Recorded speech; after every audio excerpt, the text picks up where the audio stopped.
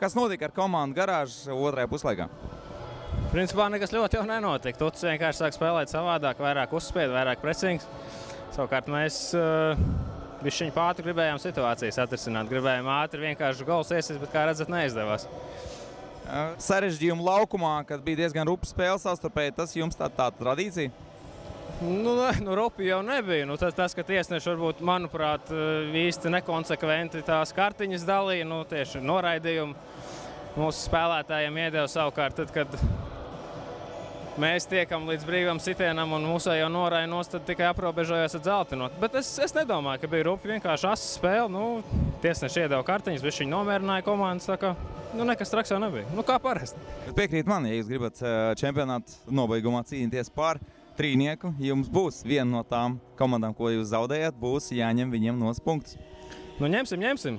Būs visi traumētie spēlētāji atpakaļ. Šodien jau lielākā daļa atkal bija gatava spēlēt, tā kā ir tomēr starpība, vai, teiksim tā, jauns spēlētājs iekļaujās komandā un savā ziņā tādās ugunskristībās kā pret Rīnožiem un SFS, vai tomēr jau kāds pieredzējušāks, kas jau ir to visu izbaudījis.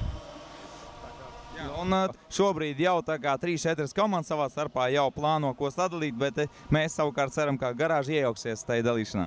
Es domāju, ka mēs šobrīd esam to 3-4 komandu skaitā. Tā kā jānotur tas arī līdz sezonas beigām. To jums arī novēlu. Paldies! Paldies.